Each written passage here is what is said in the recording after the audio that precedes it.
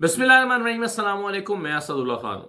सबसे पहले तो आप पाकिस्तान और न्यूजीलैंड के मैच को, जिससे चैंपियंस ट्रॉफी ओपन हो रही थी, उसको लेके आप बहुत अपसेट होंगे, बड़े परेशान होंगे कि पाकिस्तान की टीम ने बहुत बुरा परफॉर्म किया, दिल आपके टूटे हुए होंगे।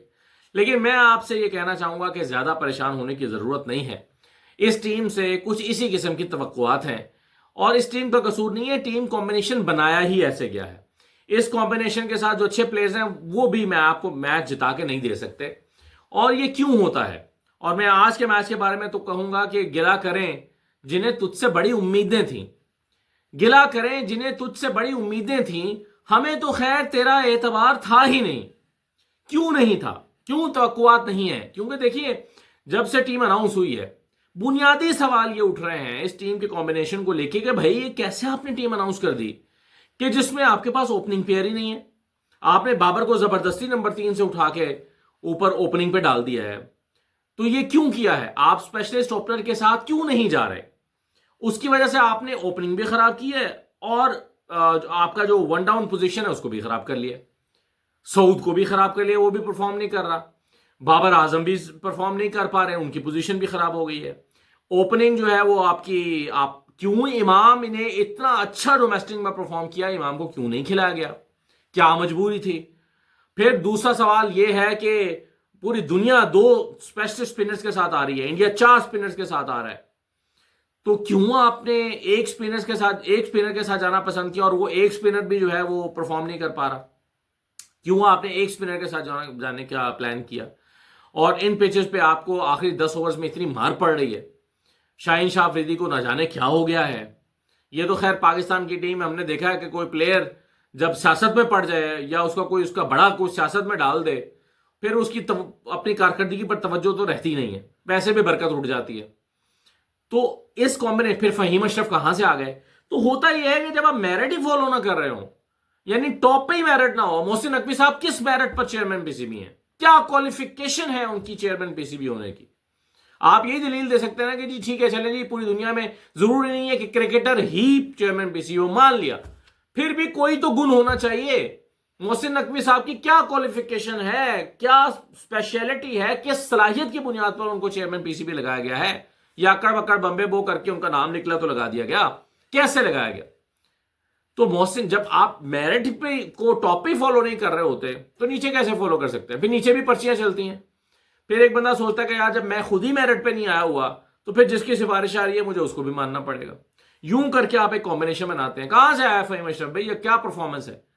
एवरेज मेरा ख्याल है उनकी 10 है वनडे की, अगर मैं गलत नहीं कह रहा तो, या 10 है या 11 है, इससे ज्यादा उनकी परफॉर्मेंस वो नहीं है। तो किस बुनियाद पर फहीम अशरफ स्क्वाड में शामिल है? खुश दिल ने चले आज परफॉर्म कर लिया, लेकिन उससे पहले उनकी भी सिलेक्शन की क्या परफॉर्मेंस थी? तो कहने का मतलब यह है कि कोई ज्यादा उम्मीदें, अब अगला मैच हमारा इंडिया के साथ है, हम फिर भी पाकिस्तान को उसी जज्बे के साथ सपोर्ट करेंगे जिस जज्बे के साथ हम हमेशा करने के लिए बैठते हैं टीवी के आगे। आज भी पूरा टाइम टीवी के आगे गुजारा, हमने मैच देखा, आखिर तक देखा, आखिरी बॉल तक देखा, और आखिर होपिंग अगेंस्ट होप वाली बात कि आखिर तक हम सपोर्ट करते रहे, वो देखते रहे कि शायद कोई, चलो इनमें से कोई आखिर से जो नीचे आ रहे हैं टेल एंडर्स में से ही शायद कोई सपोर्ट कर जाए। लेकिन वो नहीं होना था, ना हुआ। तो अब हम सपोर्ट तो इंडिया के मैच में पूरी तरह से पाकिस्तानी टीम को करेंगे और दुआ करेंगे कि यही टीम जीते जो सिलेक्ट हो गई है। लेकिन बहरहाल ये एक अजीब सा कॉम्बिनेशन बना के इसको उतारा गया है जिसमें 3-4 बड़ी बड़ी खामियां हैं। आप इन खामियों भरी टीम के साथ कैसे जीतेंगे? और अगर जीत भी गए, अल्लाह करे जीत जाए, तो भी ये सवाल तो बहरहाल बरकरार रहेंगे ना कि ये कैसे आपने टीम सेलेक्ट की है। आ जाइए जरा मौजूआत पर। मौजू ये है कि 2 बयानिए इस वक्त बड़ी शिद्दोमत के साथ बनाए जा रहे हैं और रियासती सरपरस्ती में बनाए जा रहे हैं। टीवी चैनल्स को हिदायत दे देकर बनाए जा रहे हैं। सवालात पूछ पूछ के टॉक शोज का मौजू बना बनाकर ये बयानियां बनाए जा रहे हैं। उसमें से पहला बयानिया तो ये है कि तहरीक इंसाफ टूट रही है, तहरीक इंसाफ तितर बितर हो रही है, तहरीक इंसाफ जो है वो बिखर रही है। इसमें से तो फॉरवर्ड ब्लॉक बन रहा है। अब ये टॉक शोज का मौजू बना दिया गया। मरियम नवाज जलसों में बात कर रही हैं, फैसल वोडा प्रेस कॉन्फ्रेंसेस में बात कर रहे हैं, मीडिया टॉक से बात कर रहे हैं, सहाफियों को जवाब देते हुए बात कर रहे हैं। भाई टूट रही है पीटीआई, पीटीआई खत्म हो रही है, पीटीआई को अपनी पड़ी है, पीटीआई एक दूसरे के साथ, मरियम नवाज ने कहा, लहू लुहान हो रहे हैं, तमाशा लगा है। تو یہ دل کو سمجھانے کے لیے ہے. پی ٹی آئی کے اندر گروپنگ یا خرابیاں یا خامیاں ہیں، مگر پی ٹی آئی کے اوپر وہ وقت نہیں آیا آج جو وقت 2002 میں نون لیگ کے اوپر آیا تھا. ساری نون لیگ اٹھ کر کاف لیگ میں چلی گئی تھی. میاں صاحب باہر بھاگ گئے تھے. عمران خان ڈٹ کے کھڑا ہے، جیل میں کھڑا ہے، جیل کاٹ رہا ہے. مخالفین بھی تعریف کر رہے ہیں، رانا ثناء اللہ بھی تعریف کر رہے ہیں کہ عمران خان نے جیل ٹھیک کاٹی ہے. عمران خان گراؤنڈ کے اندر کھڑا ہے، فیلڈ کے اندر کھڑا ہے، اور اس کے ساتھی کھڑے ہیں. ہاں مشکل وقت ہے، ایسے مشکل وقت میں کچھ چیزیں ہوتی ہیں. کچھ لوگ کمپرومائزڈ بھی ہیں، کچھ لوگ رابطے میں بھی ہیں، کچھ لوگ سب کچھ ہے. لیکن ایسے میں یہ کہنا کہ پی ٹی آئی ٹوٹ رہی ہے، یہ بیانیہ تو ضرور بنایا جا رہا ہے، لیکن مجھے اس بیانیے میں جان نظر نہیں آتی، اور یہ کوئی دیر پا نہیں ہے. دوسرا بیانیہ بنایا جا رہا ہے کہ جی مریم نواز نے کمال کر دیا. مریم نواز چھا گئی ہیں پورے پاکستان میں. اگر کوئی چیف منسٹر کام کر رہا تھا وہ مریم نواز بڑی متحرک ہیں، بڑا خود کو اچھا کیری کرتی ہیں. مریم نواز جو ہیں وہ یوتھ کو کیپچر کر رہی ہیں، عمران خان کا توڑ بن رہی ہیں. عمران خان یوتھ تو ابھی تک عمران خان کی تھی، اب یوتھ جو ہے وہ مریم نواز کے پیچھے چل پڑی ہے. مریم نواز بڑے شاندار گیدرنگز کر رہی ہیں، بڑا اچھا بولتی ہیں، اور جناب وہ بڑا میڈیا کو بھی انہوں نے زبردست مینج کر کے رکھا ہوا ہے، اور انہیں پتا ہے کس کا بزنس دینا ہے، کس کا روکنا ہے، کس پر دباؤ بڑھانا ہے، کس کو لوز کرنا ہے. یہ سارا کچھ مریم نواز بہت اچھا کر رہی ہیں. تو مریم نواز کی برانڈنگ کی جائے، ان کو ذرا مستقبل کے پرائم منسٹر کے طور پر ان کو ٹرین کیا جائے، اور مریم نواز کے ساتھ جو معاملات ہیں ان کو اور پروموٹ کر کے اور عمران خان کا توڑ نکالا جائے. اس کے لیے بڑی انٹینشنل ایفرٹ ہو رہی ہے. اور دیکھیں آپ مریم نواز کی بسم اللہ الرحمن الرحیم سے لے کر، یعنی پہلے حرف سے لے کر اور آخری ان کے ہاتھ ہلا کر جانے تک، یا آخری وہ جو جب بھی اسٹوڈنٹس کو ڈال لیتی ہیں تب تک پوری ٹی وی پر دکھائی جاتی ہے، اور اس دوران کچھ اور کٹ نہیں ہوتا. مریم نواز کی پوری تقریر دکھائی جاتی ہے، اور اس میں ان کو کھل کھیلنے کا پورا موقع دیا جاتا ہے کہ وہ چھکے ماریں، عمران خان پر تنقید کریں.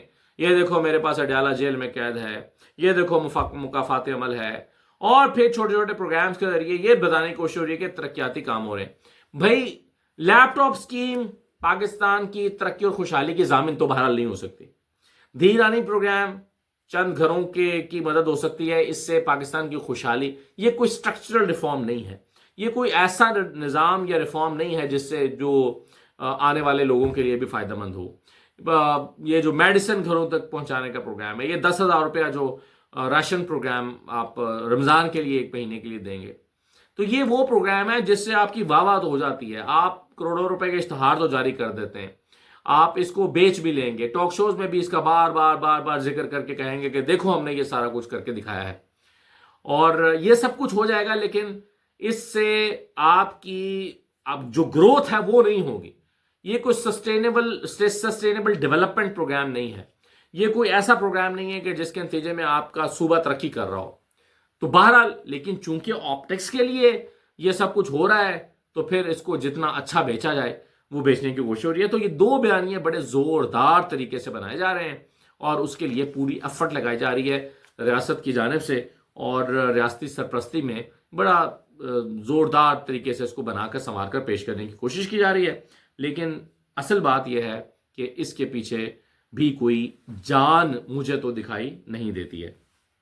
اب آنے ذرا اس سٹوری پر جس کا میں نے ذکر کیا اپنی تھمبنیل میں بھی، علی امین گنڈا پور. یا علی امین گنڈا پور کیا کھیل کھیل رہے ہیں، کس کے کہنے پر کھیل رہے ہیں، کس کے ہاتھوں میں کھیل رہے ہیں، کیوں کھیل رہے ہیں؟ دیکھیے بڑا خطرناک سا کام علی امین گنڈا پور نے شروع کر رکھا ہے. ایک تو آپ جانتے ہیں کہ اس وقت عمران خان پوری کوشش کر رہے ہیں، اپنی پارٹی کو انہوں نے ہدایات کی ہیں کہ مولانا فضل الرحمان کو شامل کیا جائے اور جماعت اسلامی سے ملا جائے، اور جی ڈی اے، وہ ساری سیاسی جماعتیں جو ابھی تک تحریک تحفظ آئین میں نہیں آئی ہیں، ان کو اس میں شامل کر کے یہ اپوزیشن کا ایک گرینڈ الائنس بنایا جائے. ظاہر ہے کچھ قوتیں نہیں چاہتی کہ یہ اپوزیشن کا گرینڈ الائنس بنے، کچھ قوتیں نہیں چاہتی کہ مولانا فضل الرحمان اس میں آئیں، کیونکہ مولانا فضل الرحمان آئیں گے تو اپوزیشن بہرحال ایک مضبوط اپوزیشن بن سکتی ہے.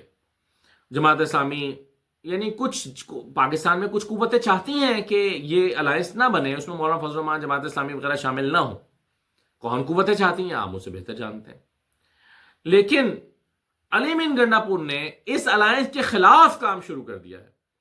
اور اس کے خلاف جاتے ہوئے انہوں نے اس کا متبادل منصوبہ بنانا شروع کر دیا ہے، اور وہ کہنے لگے ہیں کہ ہمیں تحریک تحفظ آئین پاکستان نامی فورم کو نئے سرے سے ڈیولپ کرنے کی کیا ضرورت ہے، جبکہ اپوزیشن کے پاس آلریڈی ایک پلیٹ فارم موجود ہے جس کا نام ہے ملی یکجہتی کونسل۔